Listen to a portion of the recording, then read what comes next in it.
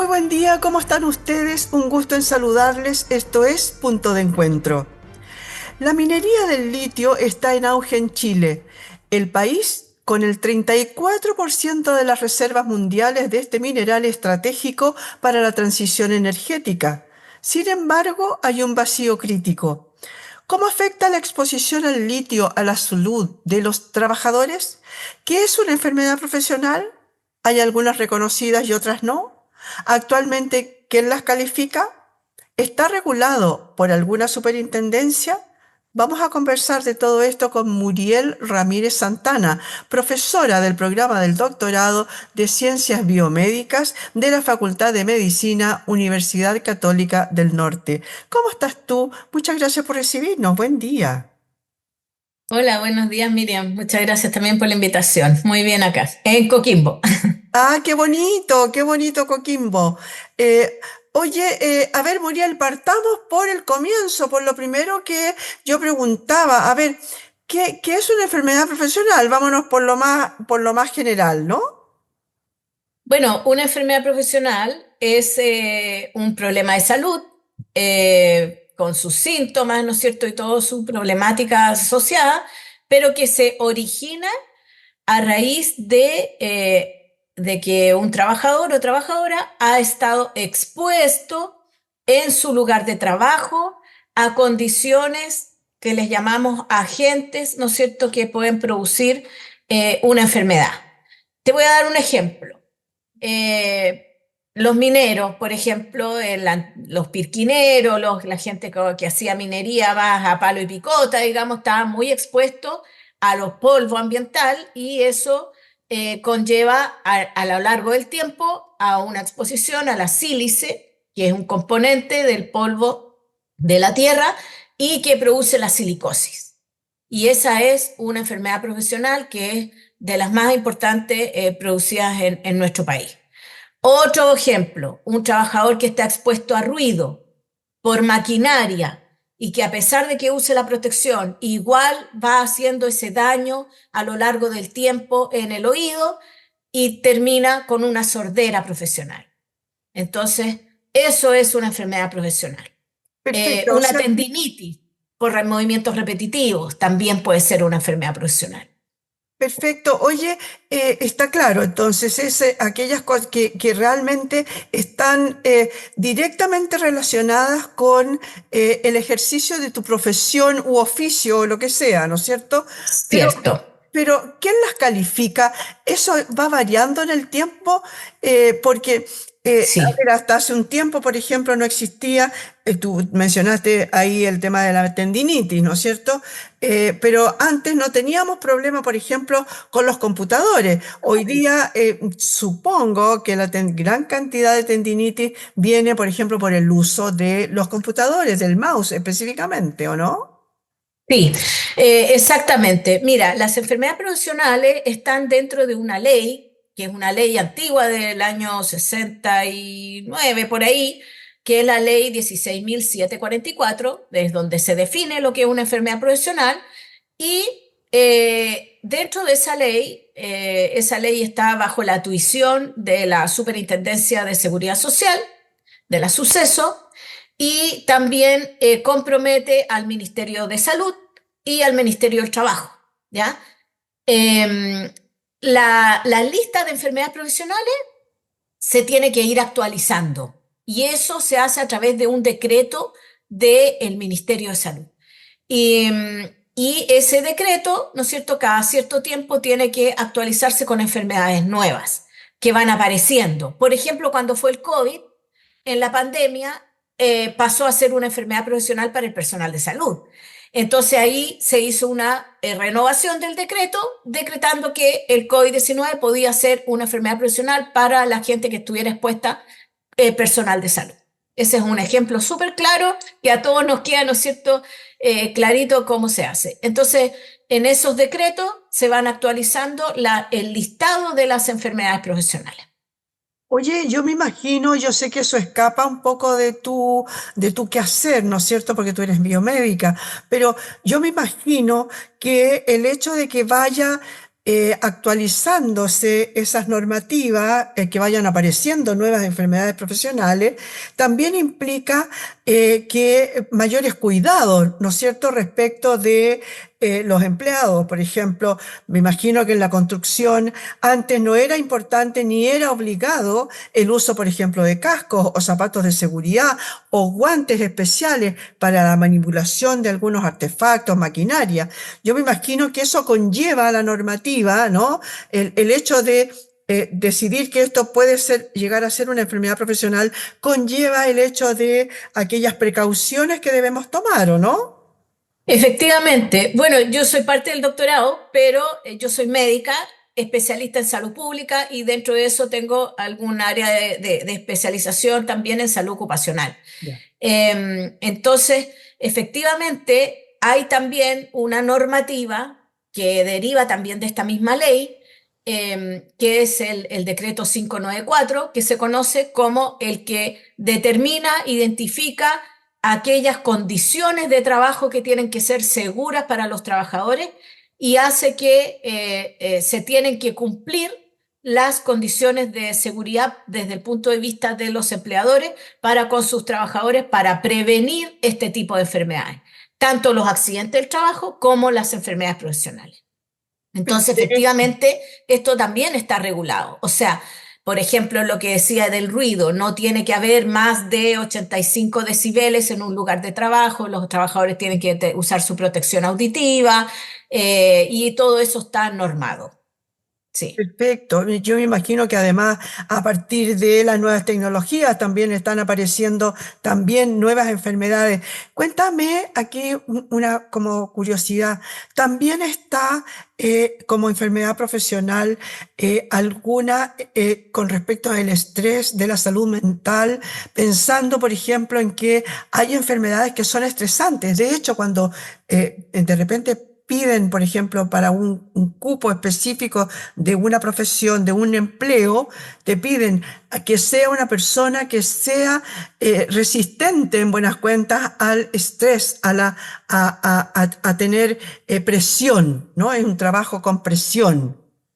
Sí, también están calificadas el estrés laboral como una enfermedad profesional, pero ahí lo que hay que hacer, bueno, en todas las enfermedades profesionales tienen que cumplirse ciertos requisitos para poder hacer la relación entre el trabajo y las condiciones de trabajo y la enfermedad que se está produciendo. Entonces, en el caso de la salud mental, tiene que haber una evaluación de la condición en el trabajo y una evaluación de la persona, del trabajador, por parte de un psiquiatra perito.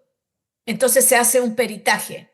Así como para las tendinitis, también tiene que haber una certificación médica, un peritaje, como para la silicosis tiene que haber una radiografía de tórax que te muestre que hay ciertos nódulos, ¿no es cierto?, en el pulmón, etcétera. O sea, para todo tipo de estas enfermedades, tú preguntabas quién lo califica, eso va a depender. ¿Quién lo califica? Depende de a qué entidad esté afiliado la empresa o el empleador.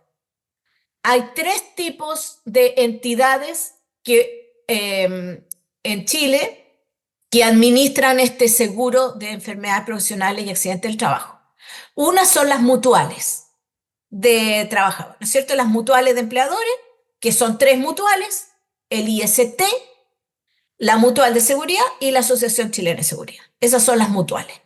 Luego está, como quien dice, la mutual pública, que es el Instituto de Seguridad del Trabajo, el IST.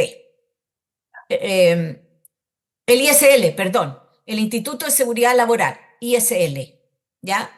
Que es como quien dice la mutualidad pública. Y por último, están unas pocas empresas que tienen que cumplir ciertas características, que son empresas grandes, que son administración delegada. Y ellos administran este seguro.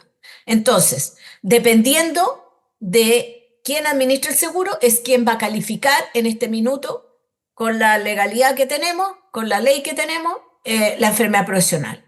Para el caso de las mutuales, en primera instancia califica el médico de la mutual ¿no es cierto? Y si el trabajador, la trabajadora no están de acuerdo con la calificación que se le dio, puede apelar a la COMPIN, la Comisión Médica Preventiva, ¿no es cierto?, de Medicina Preventiva, que está en todas las regiones.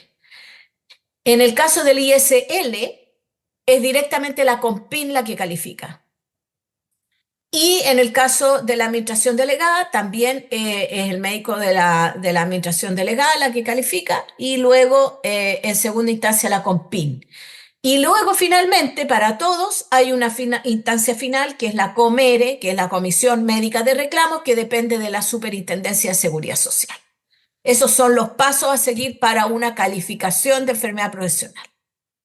Oye, doctora Muriel, nos has aclarado muchísimo porque todo eso no teníamos idea de todas esos pasos que había que seguir. Vámonos ahora, ¿te parece a comentar brevemente a lo mejor el tema de una nueva ley que se pretende, perdón, una reforma a la ley que tú me la mencionaste, la 16.744, que Sí. regula, digamos, el seguro de accidentes del trabajo y enfermedades profesionales y que ya fue ingresada al Congreso para su tramitación inicial, obviamente, está en los albores, esto recién trabajándolo, ¿no? Pero ahí vienen algunos ciertos cambios y hay uno que llama la atención y es que el tema de las calificaciones, ¿no? De crear comisiones autónomas de calificaciones. ¿Tú nos puedes explicar brevemente de qué se trata eso? A mí me parece que eso ojalá que sea aceptado porque es un cambio positivo.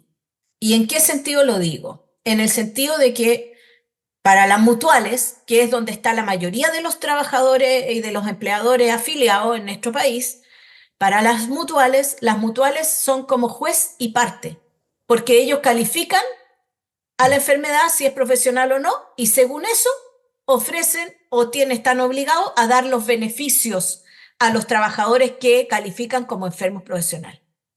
Y al ser juez y parte, podría la mutual decir, esto no es una enfermedad profesional, y entonces no se le da ningún beneficio al trabajador. Y muchas veces los trabajadores no saben que pueden apelar a la COMPIN y que la COMPIN tiene que evaluar esa calificación y qué sé yo, y sigue un segundo paso y después el tercer paso que ya expliqué. Entonces las mutualidades, al ser juez y parte, están siendo en el fondo con conflictos de interés porque a ellos no les conviene declarar una enfermedad profesional porque tienen que pagar los beneficios. ¿Cuáles son los beneficios? Es súper importante que los trabajadores conozcan sus beneficios. Primero, toda la atención médica es gratuita. Los traslados, en el caso de un accidente que, por ejemplo, ocurre en el campo y tiene que el trabajador ser trasladado a la ciudad. Todo lo que es el traslado en ambulancia y se tiene que ir a Santiago en helicóptero, por ejemplo, en un accidente grave, eso también es gratuito. Todo lo que es la rehabilitación, cuando hay a veces secuelas, accidentes, la rehabilitación también es gratuita. Y los fármacos, también, de por vida. Y luego, si hay una pérdida, ni Dios lo quiera, ¿no es cierto?, una pérdida de un miembro, qué sé yo, que inhabilita o incapacita al trabajador a hacer cierto trabajo, ese trabajador también puede ser recapacitado o para hacer otro oficio. Y todo eso está incluido en la ley de forma gratuita, porque está cubierto por el seguro. Perfecto. Oye, ahí me entró una duda, una pequeña consulta que te voy a hacer entre medio. Para todo eso, esa persona, ese trabajador tiene que estar formalizado, ¿verdad? Porque no puede ser como estos empleos Sí, truchos que aparecen ahí. No, ahí no tiene que ver la mutual, no hay claro. nada, no está asignado a nada, ¿no? Tiene que haber un contrato de Ya, trabajo. ya. Tiene que haber un contrato de trabajo y con ese contrato de trabajo, entonces, el trabajador, el empleador cotiza, porque es el empleador el que cotiza el seguro, no el trabajador. La cotización no se saca como en el caso de salud y enfermedad común o de la previsión para las pensiones, no se saca del sueldo del trabajador, sino que cotiza el empleador.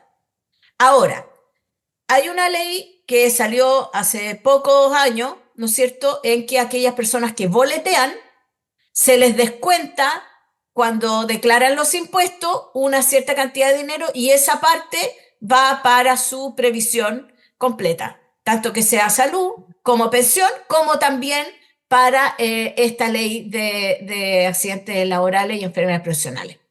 Oye, qué El bueno. problema está en la informalidad. Y ahí viene la otra parte de la ley que quieren cambiar, ¿no es cierto? Que fue la que se envió ahora este proyecto, que es lo que le llaman la monocotización. ¿Y eso qué significa? Resulta que, te voy a dar un ejemplo que se da mucho acá en la región de Coquimbo. Un pirquinero o un pescador no boletean, ¿no es cierto? Son independientes, no tienen contrato y por lo tanto quedan fuera, quedan desprotegidos de esta ley. Para poder estar protegidos, ellos tendrían que autocotizar y en este minuto, como está la ley, tienen que autocotizar para todo, para el 7% de salud, para el 12% de la pensión, para el X% del seguro de desempleo y para este porcentaje que es casi un 1% de la ley de seguridad laboral. Los obliga a autocotizar para todo y eso significa que tienen prácticamente un 20% menos de sueldo contante y sonante, ¿no es cierto? Bruto, ¿verdad? Del que disponer y por lo tanto esas personas prefieren no cotizar. Entonces, ¿qué significa esto de la monocotización? Significa que con este cambio ellos podrían solamente cotizar para su seguro laboral, que es solo un 1%. No los obliga a cotizar para pensión y para salud como es ahora.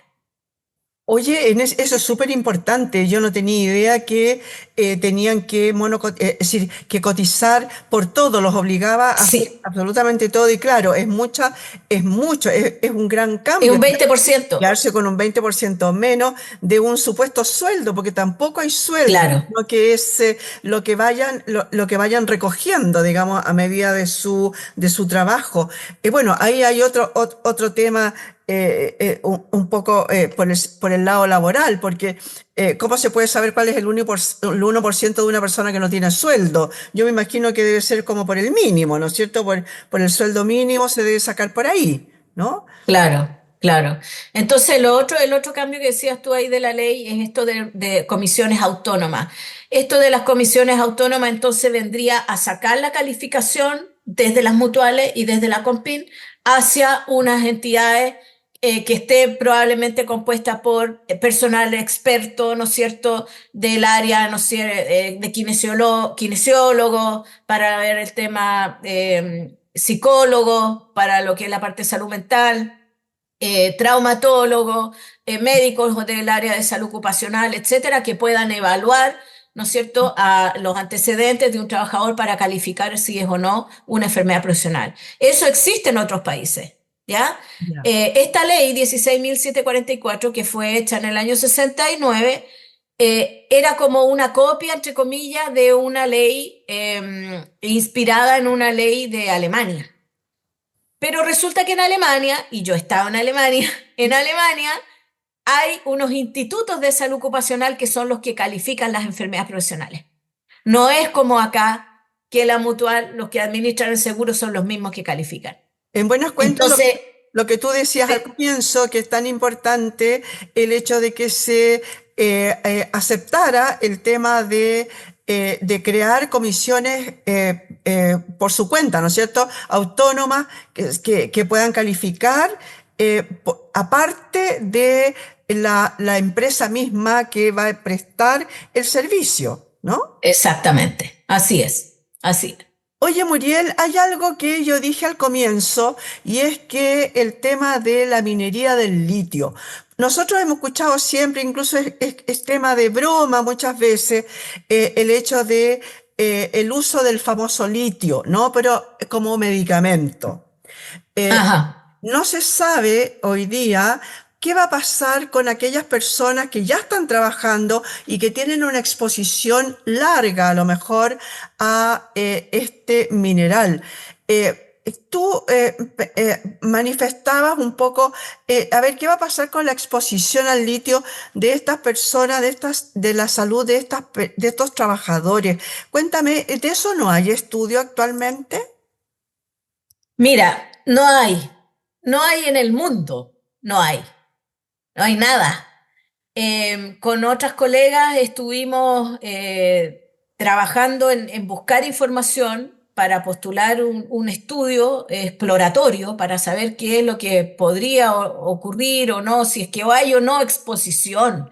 No se sabe si hay exposición y no se sabe si en qué cantidad podrían estar expuestos los trabajadores, ni tampoco hay estudios de posibles efectos que pudiesen haber en la salud.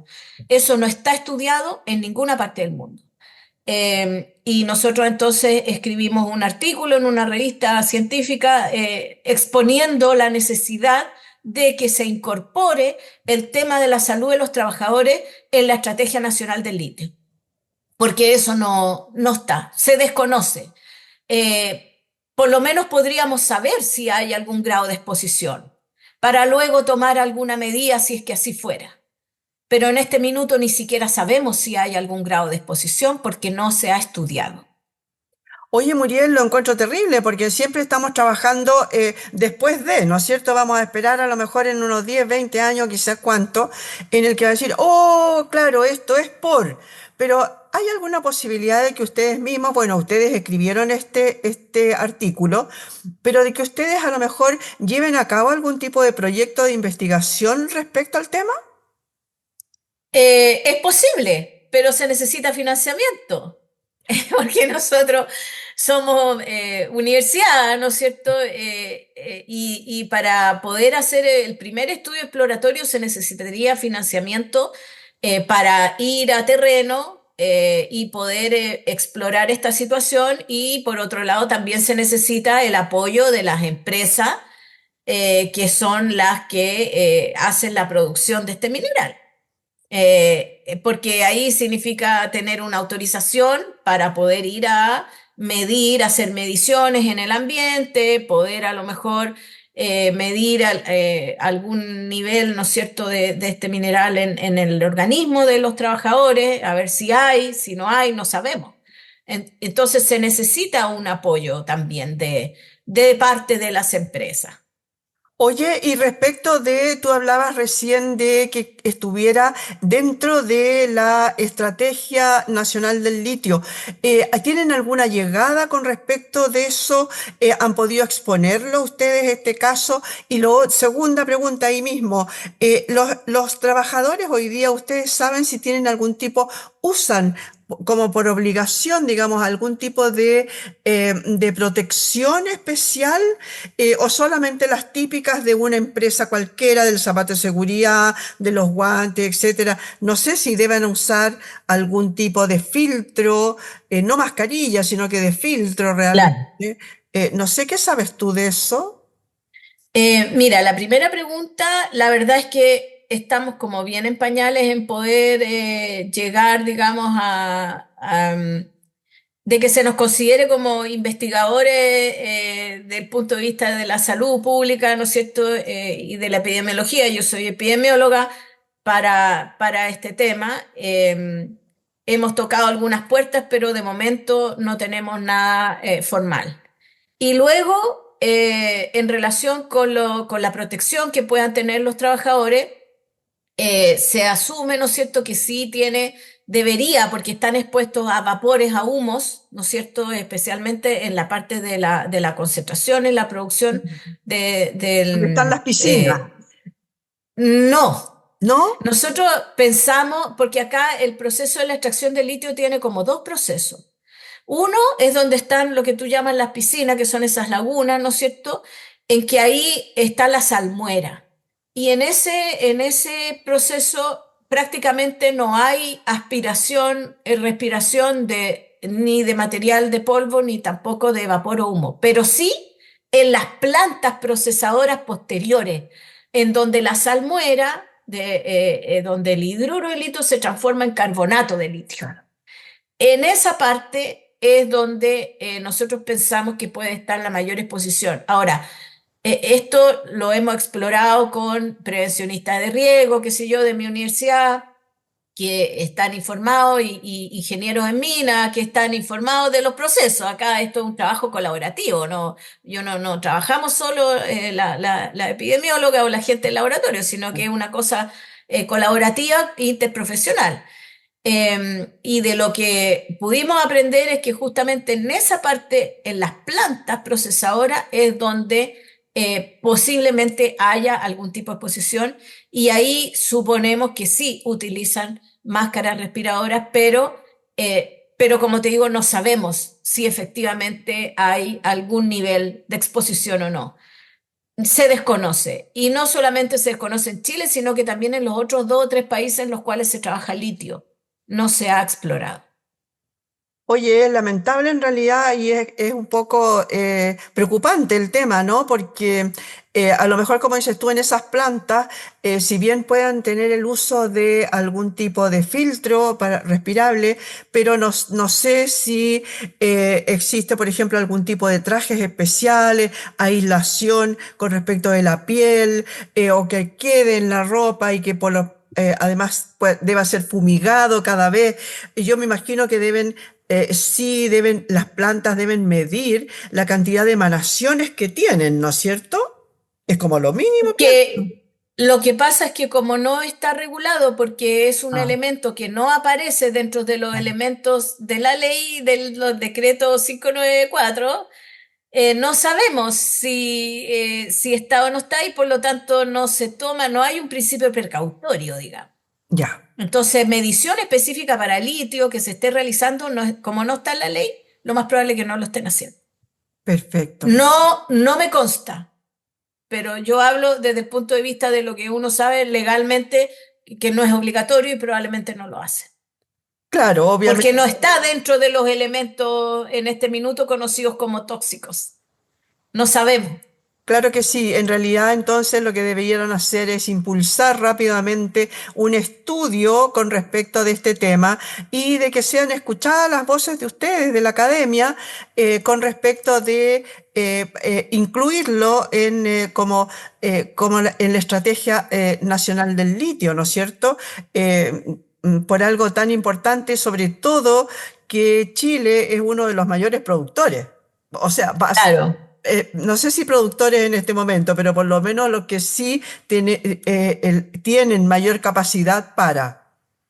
Ahora ahí también hay un tema, no sé cómo decirlo, que necesita innovación, porque tú hablabas de los pacientes que están en tratamiento con litio. A esos pacientes que están en tratamiento con litio se conoce de que puede haber efectos secundarios, ¿no es cierto? Y algunas consecuencias que no son positivas, que son negativas de ese tratamiento crónico, pero no es lo mismo una persona que esté tomando litio, ¿no es cierto?, a ciertas dosis altas, que un trabajador que está expuesto a dosis muy pequeñas.